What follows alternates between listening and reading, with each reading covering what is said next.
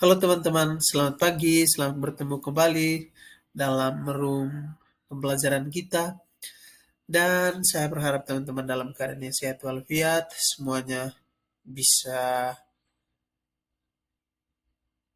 bergerak, maju untuk melihat kembali materi-materi kita yang sudah kita lewati, dan juga pada pagi yang cerah ini kita akan memulai pembelajaran kita, tentu melanjutkan apa yang telah kita bicarakan pada pertemuan sebelumnya. Namun di awal saya punya harapan yang besar bahwa teman-teman dalam keadaan yang sehat walafiat, selalu diberkati Tuhan, dan saya pastikan bahwa kalian semua baik-baik saja dimanapun teman-teman sekalian berada. Nah, pada pagi yang cerah ini, kita akan memulai kembali pembelajaran kita tentang sumber-sumber untuk mengenal Yesus Kristus, dan di pertemuan sebelumnya kita sudah belajar dan memahami akan 2 poin, yaitu tentang tradisi dan juga kitab suci. Hari ini kita akan memulai dengan topik yang baru, yaitu tentang magisterium gereja. Oke teman-teman, mari kita lanjutkan. Oke, baik teman-teman.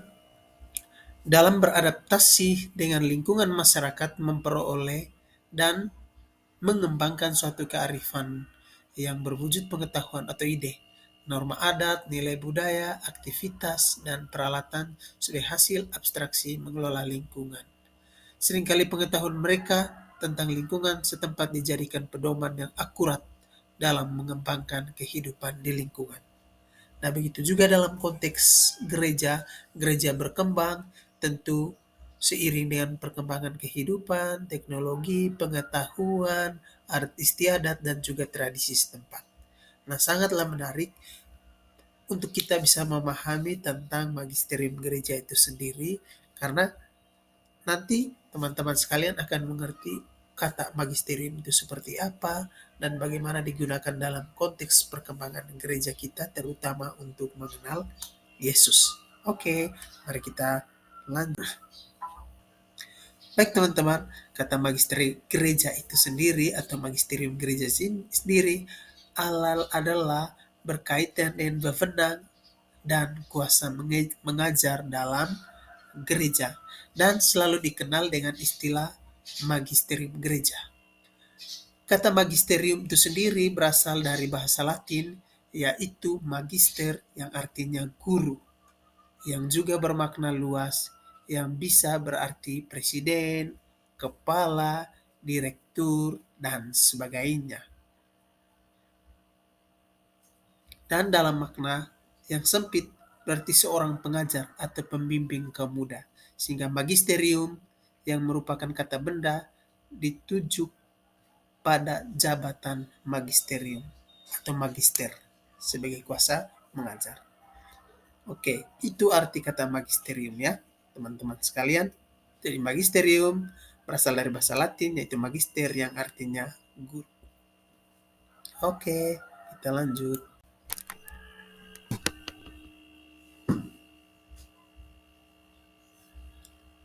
Selanjutnya adik-adik sekalian, dalam istilah sederhananya, magisterium adalah jabatan ajaran resmi gereja dalam arti peran atau otoritas, bukan sebagai pusat birokrasi.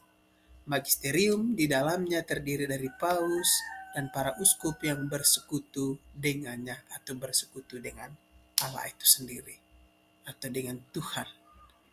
Mereka diberi tugas untuk menafsirkan kitab suci dan membuat penilaian mengenai tradisi dalam gereja dan membuat suatu pernyataan resmi mengenai otentisitas tradisi dalam gereja tersebut. Dari itu, yang punya hak dalam hal ini teman-teman adalah paus dan juga para uskup.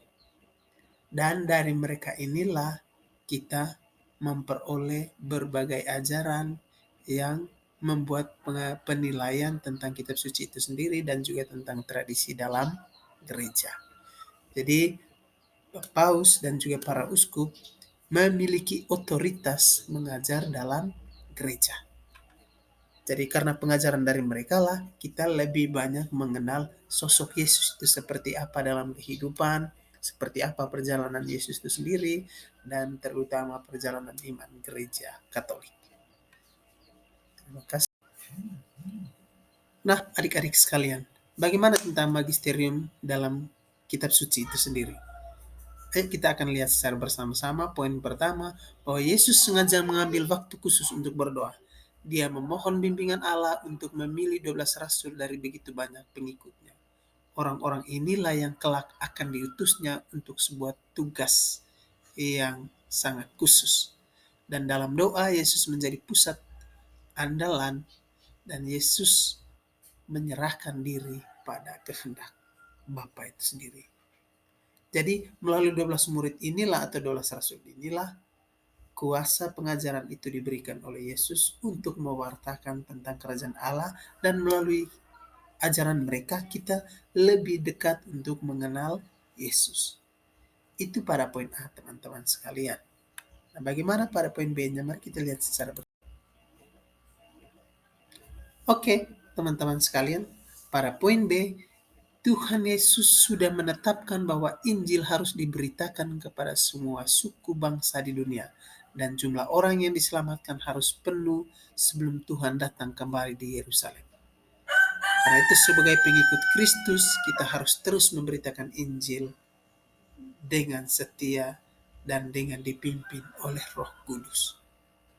Nah, konsep pemberitaan Injil ini adalah satu bentuk pengajaran yang kita berikan bagi sesama, dan juga kita aplikasikan atau wujud nyatakan dalam tindakan kita setiap hari melalui dengan keteladanan hidup.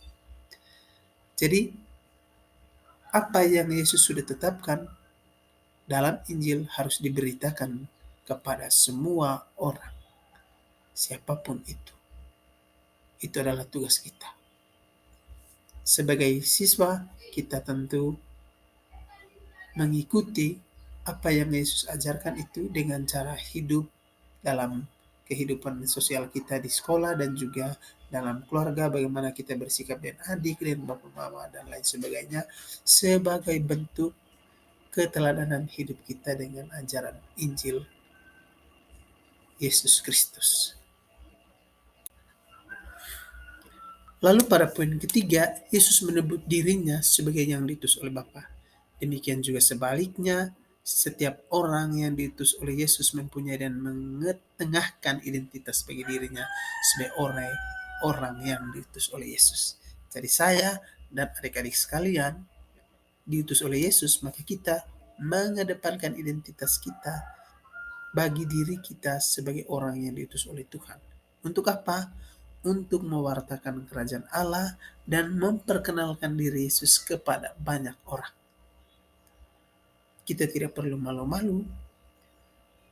Misalnya, di saat tertentu kita pergi ke rumah makan, dan di sana kita bertemu dengan banyak orang dengan latar belakang yang berbeda, agama yang berbeda, suku, ras, dan budaya yang berbeda. Kita tidak perlu malu untuk menunjukkan identitas kita sebagai pengikut Kristus. Kadang-kala karena kita malu dengan orang banyak, kita lupa tanda salib atau lupa berdoa sebelum makan. Nah, hal-hal seperti ini tidak perlu kita takuti, karena kita adalah pengikut Yesus. Kita harus tunjukkan itu, karena tujuan Yesus atau tujuan utama dari Yesus supaya setiap orang yang percaya kepadanya tidak binasa, melainkan memperoleh kehidupan yang kekal. Dengan cara apa? Tentu dengan berbuat baik dan menunjukkan identitasnya sebagai pengikut Kristus. Lalu pada poin D atau poin keempat, bahwa setiap orang yang terlibat dalam suatu pelayanan rohani diberikan karunia oleh Tuhan, yaitu untuk memperlengkapi diri di saat melaksanakan tugas perutusannya maupun tugas pelayanan. Jadi kita memperoleh karunia dari Tuhan itu sendiri. Kita tidak perlu takut untuk mewartakan tentang kerajaan Allah, dan belajar untuk mengenal Yesus, lalu memperkenalkan Yesus kepada banyak orang. Kita tidak perlu takut karena kita diberi kuasa oleh Tuhan melalui karunia Roh Kudus. Jadi seperti itu, teman-teman. Bagaimana magisterium itu atau tugas mengajar itu? Jadi tugas itu atau tugas mengajar tersebut yaitu tugas untuk mengajarkan Injil secara berwibawa atas nama Yesus Kristus. Kita sebagai orang Katolik percaya bahwa kuasa mengajar ini dimiliki oleh seluruh dewan uskup sebagai pengganti dewan para rasul. Dan masing-masing uskup dalam kesatuan dan uskup yaitu paus, uskup utama. Jadi seperti itu. Jadi kita mendapatkan tugas untuk mengajarkan Injil secara berwibawa dan melalui para uskup sebagai pengganti para rasul. Kuasa mengajar yang diberikan kepada mereka itu yang kita pelajari karena mereka atau kuasa mengajar itu sebagai salah satu sumber untuk mengenal Yesus lebih dalam dan lebih jauh. Selain dari tradisi dan juga kitab suci pada poin-poin awal yang pernah kita bahas secara bersama.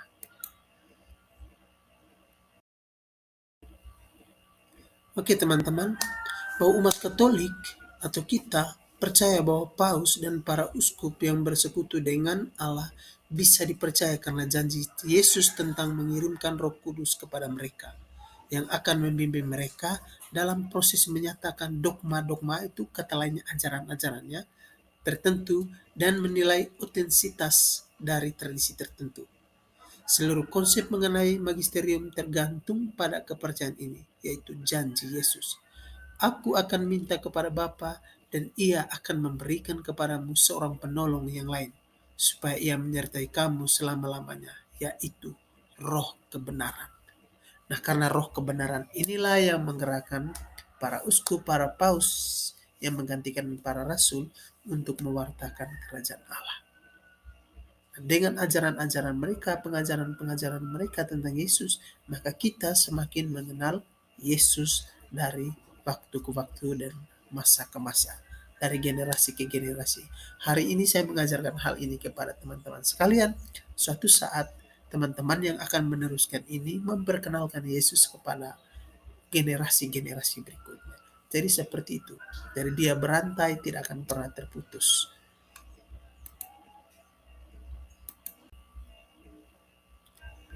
Dan dalam konteks pengajaran itu sendiri, ciri khas jemaat atau umat perdana ini bertekun. Bertekun dalam hal apa? Tentu mereka bertekun dalam hal pengajaran. Bertekun artinya rajin, giat, bersungguh-sungguh, dan disiplin. Bukan diselipin. Artinya, kalau ada waktu baru dilakukan. Ketekunan mereka karena ada kerinduan untuk selalu belajar dan diajar oleh para rasul. Inilah salah satu ciri khas jemaat perdana yang ideal, yaitu mereka adalah jemaat yang selalu rindu untuk belajar, tidak hanya datang untuk beribadah. Itulah ciri khas jemaat perdana. Dan hal yang sama juga setidaknya ada dalam diri kita, bahwa kita tidak datang ke gereja hanya untuk sekedar berdoa.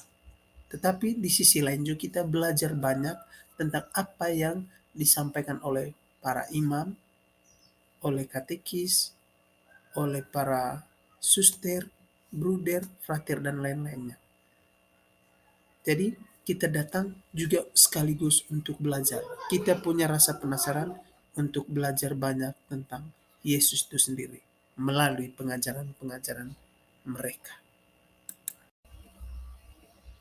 Baik adik-adik sekalian, pada poin ini dikatakan bahwa dalam Katekismus Gereja Katolik halaman 891 dinyatakan bahwa ciri tidak dapat sesat itu hanya ada pada Imam Agung di Roma, kepala dewan para uskup, dan berdasarkan tugas beliau selaku gembala dan guru tertinggi segenap umat beriman, yang meneguhkan saudara-saudara beliau dalam iman, menetapkan ajaran tentang iman atau kesusilaan dengan tindakan definitif. Sifat tidak dapat sesat yang dijanjikan kepada gereja. Ada pula pada badan para uskup, bila melaksanakan wewenang tertinggi untuk mengajar bersama dengan pengganti Petrus, terutama dalam konsili ekumenis Apabila gereja melalui wewenang mengajar tertingginya menyampaikan sesuatu untuk diimani sebagai yang diwahyukan oleh Allah dan sebagai ajaran Kristus, maka umat beriman harus taat pada ketetapan-ketetapan itu dengan ketaatan iman. Karena apa? Pernyataan ini mau menunjukkan kepada kita semua bahwa pengajaran mereka itu tidak dapat salah, tidak dapat sesat. Keputusan itu, segala pengajaran yang mereka berikan oleh para paus dan pengganti para rasul lainnya, para uskup, itu melalui suatu sidang dewan kepausan dan melalui proses perjalanan yang panjang untuk sampai kepada tahap penetapan ajaran tersebut. Dogma-dogma yang ada itu selalu berdasarkan pertimbangan yang cukup panjang dan penelitian yang luas. Sehingga apa yang diajarkan selalu mengarahkan umat manusia, umat beriman kepada hal-hal yang baik dan benar. Jadi seperti itu teman-teman sekalian. Oke, sebagai tugas untuk teman-teman sekalian, sampai di rumah atau di kelas atau dimanapun teman-teman berada ketika belajar tentang ini, maka teman-teman diminta untuk mencari istilah-istilah tertentu dalam magisterium gereja berkaitan dengan kuasa pengajaran. Lalu artinya apa, istilahnya apa, artinya apa, itu dikerjakan masing-masing oleh teman-teman di rumah atau di sekolah atau dimanapun teman-teman berada. Itu sebagai tugas. Dan tolong ini dikumpulkan atau dicermati atau bisa dikirim melalui link yang akan Pak Guru bagikan pada video kali ini.